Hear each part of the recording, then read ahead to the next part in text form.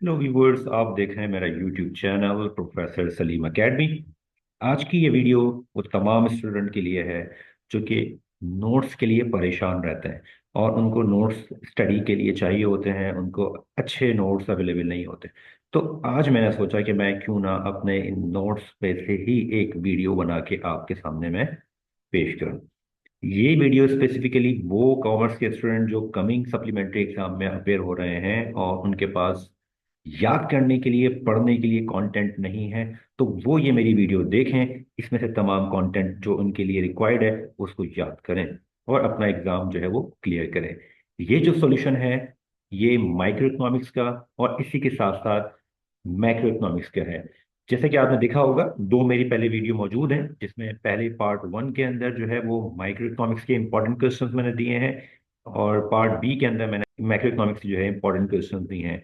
तो उन दोनों क्वेश्चंस के उन दोनों टॉपिक के जो आंसर के साथ आपको सॉल्यूशन मिलेगा वो इस वाली वीडियो में मिलेगा। तो ये वीडियो बड़ी इंटरेस्टिंग और बहुत अहम होने जा रही है। तो आखिर तक जुड़े रहिएगा हमारे साथ और इस वीडियो को देखिएगा। तो स्टार्ट करते हैं आज की वीडियो और देखते हैं कौन कौन से सवालात और कौन कौन से जवाब आपके सामने मौजूद हैं।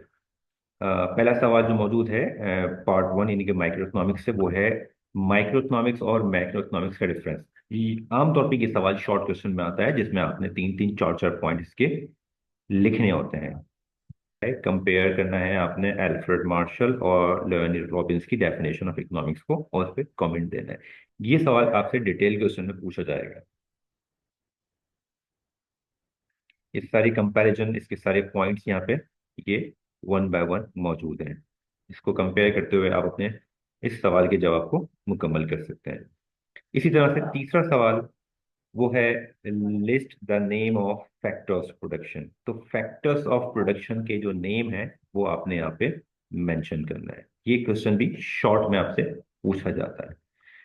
अगला सवाल जो आपकी स्क्रीन पर है वो है relative importance of factors of production.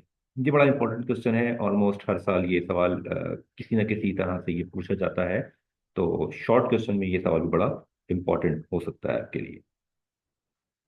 अगला सवाल जो है क्वेश्चन फाइव वो है law of diminishing marginal utility को आपको एक्सप्लेन करना है उसकी टेबल की मदद से और उसकी डायग्राम की मदद से, और उसके साथ साथ उसकी अजम्पशंस और इसकी एक्सेप्शंस भी आपने मेंशन करनी है। ये सवाल लॉन्ग क्वेश्चन में आपसे पूछा जाता है, तो आप लॉन्ग क्वेश्चन के लिए आते इसकी प्रिपरेशन कीजिएगा। डायग्राम, उसका टेबल, इसकी अजम्पशंस एंड देन इसकी एक्सेप्शन, ये पूरा एक कंप्लीट क्वेश्चन का आंसर आपके सामने मौजूद है। अगला सवाल जो बड़ा इंपॉर्टेंट सवाल है, ये भी डिटेल क्वेश्चन में ऑलमोस्ट हर साल ही आपसे पूछा जाता है। ये सवाल है लॉ ऑफ डिमांड से रिलेटेड। इसको आपने एक्सप्लेन करना है, इसका एक शेड्यूल बनाना पड़ेगा, आपको एक डायग्राम बनानी पड़ेगी और इसकी अजम्पशंस और एक्सेप्शंस लिखेंगे। इस तरह से आपका एक लॉन्ग क्वेश्चन जो है वो कंप्लीट हो जाएगा। ये इसकी डायग्राम और इसका शेड्यूल मौजूद है यहाँ पर, इसकी अजम्पशंस ये रही और इसी के साथ साथ जो है इसकी एक्सेप्शंस भी मौजूद हैं। इसी चैप्टर से एक शॉर्ट क्वेश्चन पूछा जाता है, वो होता है change in demand, change in quantity demand. तो ये इसका एक शॉर्ट क्वेश्चन है जो कि एग्जाम में पूछा जाता है और बहुत अहम क्वेश्चन है। और हर दो तीन साल बाद ये सवाल आपके सामने एग्जामिनर रख देते हैं, तो इसलिए इस सवाल को जरूर पढ़िएगा। इस चेंज इन डिमांड और चेंज इन क्वांटिटी डिमांड की ये एक डायग्राम है। अगर ये क्वेश्चन शॉर्ट में आएगा तो आपने डायग्राम नहीं बनानी, आपने सिर्फ और सिर्फ ये सारे पॉइंट्स जो हैं वो लिख देने हैं। अगला सवाल बहुत अहम सवाल है। ये सवाल आपसे पूछ रहे हैं कि degree of elasticity of demand क्या है और उसको ग्राफ की मदद से एक्सप्लेन करें। अगर ये क्वेश्चन शॉर्ट क्वेश्चन में आएगा तो आपने ग्राफ नहीं बनाना, आपने जैसे ये सारी जो पॉइंट्स हैं इसकी सारी जो डेफिनेशंस हैं डिटेल, ये आपने वहां पे लिख देनी है।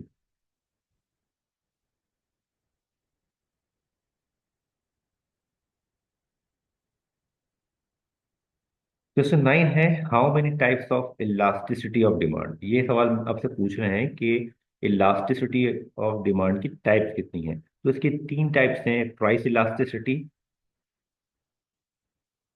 सेकंड है आपके पास इनकम इलास्टिसिटी, और थर्ड आपके पास है क्रॉस इलास्टिसिटी। तो ये इसका एक जवाब हो जाएगा। अक्सर एग्जामिनर जो है वो तीनों टाइप नहीं पूछते बल्कि सिर्फ प्राइस इलास्टिसिटी के वजह से पूछ लेते हैं, तो आप जस्ट वही आपने वहां पे डिफाइन करना है। जितना क्वेश्चन एग्जामिनर पूछेगा आपने डेफिनेट उतना ही आंसर आपने एग्जामिनर को देना है। आगे बढ़ते हैं और देखते हैं और कौन से इंपॉर्टेंट जो क्वेश्चंस मैंने आपको वीडियो में दिए थे उसके सॉल्यूशन। एक सवाल आपको दिया था मैंने स्टॉक सप्लाई के हवाले से, तो उसका आंसर यहाँ मौजूद है, उसकी डेफिनेशन मौजूद है। शॉर्ट क्वेश्चन में ये सवाल आपसे पूछा जाता है। इसी तरह से एक सवाल और भी है, differentiate between internal economies and external economies. ये सवाल भी आपसे शॉर्ट क्वेश्चन में पूछा जाता है। तो ये सारे पॉइंट्स यहाँ मौजूद हैं, इनको याद करके आप एग्जाम में लिखेंगे तो आपको इसके अच्छे मार्क्स मिलेंगे। अगला सवाल है, ये पूछा जाता है आपसे लॉ ऑफ रिटर्न के नेम बता दें, या लॉ ऑफ रिटर्न क्या होता है उसको डिफाइन करें। तो लॉ ऑफ रिटर्न यहाँ डिफाइन हो रहा है और इसी तरह से उसकी जो नेम या उसकी जो टाइप्स हैं वो यहाँ पे तीनों मेंशन की गई हैं। अगला सवाल आपसे आता है, शॉर्ट क्वेश्चन में आता है, वो आता है फिक्स्ड कॉस्ट और वेरिएबल कॉस्ट क्या होती है या इनका डिफरेंस क्या होता है। तो ये सारे पॉइंट्स वन बाय वन लिखे हुए हैं, आपने इन सारे पॉइंट्स को अच्छी तरह पढ़ लेना है और एग्जाम में एज इट इज लिख के आ जाता है। ये डायग्राम भी बनी हुई है, अगर शॉर्ट क्वेश्चन होगा तो आप डायग्राम ना बनाएं, या अगर आप पांचवें पॉइंट के लिए आप चाहते हैं कि नंबर ऑफ पॉइंट आपके पास ज्यादा हो जाए तो फिफ्थ पॉइंट के अंदर आप इसको डायग्राम को वहां पे ड्रॉ कर सकते हैं और अपने मार्क्स को फुली तौर पे रिसीव कर सकते हैं एग्जाम में से। अगला सवाल जो आपके मौजूद है वो भी बड़ा अहम सवाल है। आमतौर पे परफेक्ट कंपटीशन या मोनोपोली के हवाले से डिफरेंस आता है या फिर उनकी कैरेक्टरिस्टिक्स आती हैं। तो मोनोपोली या फिर जो परफेक्ट कंपटीशन के सवाल आएगा तो आप ये इसको इंडिविजुअली भी ये सारे पॉइंट लिख सकते हैं, और कंपैरिजन आएगा इन दोनों का तो आप इस तरह से कंपेयर करके दोनों पॉइंट को साइड बाय साइड देख सकते हैं। ये सारे पॉइंट यहाँ पे दिए हुए हैं।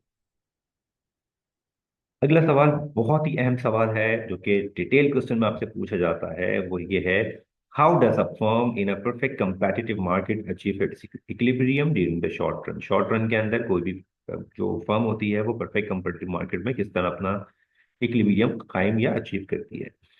ये ये दो इसके पॉइंट्स हैं, मेन पॉइंट। इन दोनों को आपको बारी बारी एक्सप्लेन करना पड़ेगा क्योंकि ये डिटेल क्वेश्चन होगा, तो इसमें आपने ना सिर्फ एक्सप्लेन करना है बल्कि साथ साथ इसके जो ग्राफिकल एक्सप्लेनेशन है वो भी करनी पड़ेगी। इसका पहला इसकी डायग्राम है जो आपने ड्रॉ करनी पड़ेगी आपको, और इसी साथ साथ इसकी दूसरी डायग्राम भी है, ये भी आपको यहाँ पे ड्रॉ करनी पड़ेगी। इस तरह से आपका ये सवाल का जवाब मुकम्मल होगा। इसके बाद हम आते हैं अपने सेकंड पार्ट जो आपने देखा था, पार्ट बी की जो वीडियो थी, मैक्रो इकोनॉमिक्स से रिलेटेड क्वेश्चन थे। उन तमाम क्वेश्चंस को यहाँ पे मैंने सॉल्व किया हुआ है, उसके जवाब दिए हुए हैं। तो आपके लिए ये बहुत अहम वीडियो है, इसलिए माइक्रो और मैक्रो दोनों पार्ट को आपको साथ लेके चलना है ताकि एग्जाम में अच्छे मार्क्स आ सके आपके। आमतौर पे ये सवाल शॉर्ट क्वेश्चन में पूछा जाता है और कभी जीडीपी और जीएनपी का डिफरेंस पूछ लेते हैं, कभी जीडीपी और जीएनपी का डेफिनेशन पूछ लेते हैं। समटाइम ये सवाल लॉन्ग क्वेश्चन में पूछा गया, डिटेल क्वेश्चन में पूछा गया, जिसमें आपके जो छह की छह कॉन्सेप्ट हैं वो सारे के सारे वहां पे लिखने होते हैं। यह मैंने बहुत कॉम्प्रिहेंसिवली बहुत कंसाइज वे में आपको यहाँ पे पूरी डिटेल लिखी हुई है तमाम नेशनल इनकम के कॉन्सेप्ट के हवाले से। नंबर्स ऊपर नजर आ रहे होंगे तो इनके रेफरेंसेस मैंने यहाँ मेंशन कर दिया ताकि आप फर्दर डिटेल इसको पढ़ना चाहें तो इन रेफरेंसेस की मदद से इसको डिटेल गो थ्रू कर सकते हैं। नेशनल इनकम को किस तरह से मेजर करते हैं, इसके तीन मेथड्स आमतौर पर होते हैं, लेकिन एग्जामिनर एक मेथड से पूछता है। तो आपको ये तीनों मेथड समझने पड़ेंगे, तीनों मेथड पढ़ने पड़ेंगे ताकि कोई एक मेथड जो एग्जामिनर पूछे आप उसको वहां पे अटेम्प्ट कर सकें। एक मेथड आपके सामने आपकी स्क्रीन पर मौजूद है, प्रोडक्शन मेथड, इसको हम आउटपुट मेथड कहते हैं। ये इसकी पूरी एक एज्यूमिंग कैलकुलेशन है, इसकी प्रिकॉशंस भी हैं। इसके बाद जो मैंने सिर्फ एक मेथड आपको यहाँ पे प्रोडक्शन मेथड दिया हुआ है ताकि आप एक मेथड याद करें और फुली कंसंट्रेशन के साथ जाके एग्जाम के अंदर उसको लिख सकें। अगला सवाल जो आपके सामने मौजूद है वो है, नेशनल इनकम को कैलकुलेट करते हुए कौन कौन सी मुश्किलात पेश करनी पड़ सकती हैं। तो ये शॉर्ट क्वेश्चन में सवाल आता है, तो सारे इसके देखें पॉइंट्स यहाँ बने हुए हैं, सारे पॉइंट्स को आपने पढ़ लेना है अच्छी तरह से और एग्जाम में इसी तरह लिख के आ जाता है। इसके बाद अहम सवाल आपके पास है जो कि डिटेल क्वेश्चन में पूछा जाता है, वो है फंक्शन ऑफ मनी। दो तरह की टाइप इसकी, प्राइमरी फंक्शन सेकेंडरी फंक्शन, दोनों अपना अच्छी तरह से पढ़ लेना है और ये डिटेल में सारी इसकी जो है डेफिनेशन और इसको डिफाइन यहाँ पे किया गया है।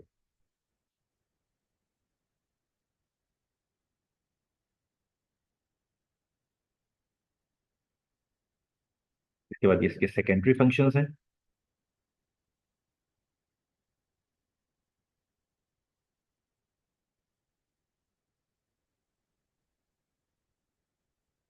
अगला सवाल आ गया आपके पास स्क्रीन पे, करेक्टरिस्टिक्स ऑफ गुड मनी। ये क्वेश्चन शॉर्ट क्वेश्चन में आपसे पूछा जाता है और उसमें आपने जैसे के नेम जो होते हैं वो आपने वहां पे लिख देना होते हैं। इस तरह से ये आपका शॉर्ट क्वेश्चन भी इस चैप्टर में मुकम्मल हो जाएगा। अगला सवाल पूछा जा सकता है आपसे कि बार्टर सिस्टम क्या होता है और इसकी जो डिफिकल्टीज है वो क्या है। इसका जो आंसर है, क्योंकि ये सवाल भी शॉर्ट क्वेश्चन पूछा जाता है, तो ये इसका आंसर है। पहले बार्टर सिस्टम क्या होता है और इसकी डिफिकल्टीज क्या होती हैं, ये सारे इसके पॉइंट यहाँ पर मेंशन किए गए। अगला सवाल जो कि एक अहम सवाल है वो है पब्लिक फाइनेंस और प्राइवेट फाइनेंस का डिफरेंस क्या होता है। तो ये सारे पॉइंट्स लिखे हैं पब्लिक फाइनेंस के और इसके बाद लिखा हुआ है प्राइवेट फाइनेंस के, सारे ये इसके वन बाय वन पॉइंट्स मौजूद हैं।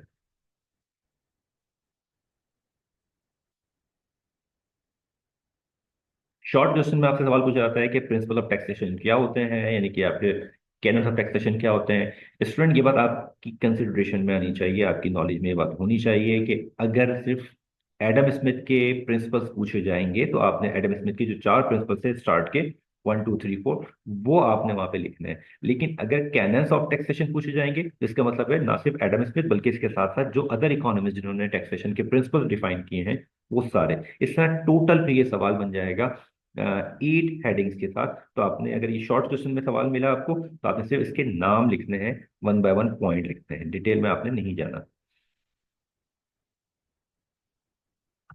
कि यहाँ तक जो है वो एडम स्मिथ के प्रिंसिपल्स थे, फिर इसके बाद अदर जो इकोनॉमिस्ट थे उन्होंने अदर पॉइंट्स यहाँ पर डिफाइन किए थे।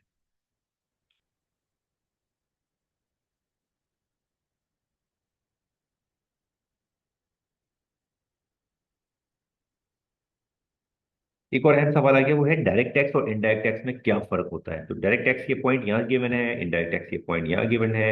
शॉर्ट क्वेश्चन में आएगा तो चार चार पॉइंट हम इसके याद कर लें और एग्जाम में लिख के आ जाए। अगला पॉइंट है जक़ात में और टैक्स में क्या फर्क है। तो ये क्वेश्चन भी शॉर्ट में आता है और इसके सारे पॉइंट्स यहाँ हाईलाइट हुए हुए हैं। तो आपने इन पॉइंट्स को अच्छी तरह से पढ़ के याद करके एग्जाम के लिए अपने आप को रेडी करना है। एक सवाल और शॉर्ट क्वेश्चन पूछा जाता है वो है बिजनेस साइकिल के फेजेस क्या होते हैं। ये चार इसके फेजेस होते हैं, आमतौर पे चार जो फेजेस इसके नेम लिखकर किसी एक फेज को वहां पे डिफाइन करना होता है। ये रहे इनके बिजनेस साइकिल के चारों फेज। इसके बाद शॉर्ट क्वेश्चन में सवाल पूछा जाता है आपके डोमेस्टिक ट्रेड और फॉरेन ट्रेड में क्या फर्क होता है। तो इसके पॉइंट्स यहाँ पे हाईलाइट हुए हुए हैं, आपने इन पॉइंट्स को देख लेना है दोनों के डिफरेंस के लिहाज से। तो स्टूडेंट, ये थी आज की वीडियो, यकीनन आपको पसंद आई होगी और आपके एग्जाम के लिहाज से बहुत अहम वीडियो होगी। आप इस वीडियो को सेव कर लें अपने पास और इसके तमाम के तमाम पॉइंट्स को अच्छी तरह समझ के अपने एग्जाम को आप अटेम्प्ट करें करने के लिए। इसी तरह की मजीद मालूमाती वीडियो देखने के लिए हमारे यूट्यूब चैनल, फेसबुक पेज और व्हाट्सएप चैनल को ज्वाइन करें। Thank you for watching my video. मेरी वीडियो को लाइक भी करें, अपने दोस्तों के साथ शेयर करें और मेरे चैनल को सब्सक्राइब करें।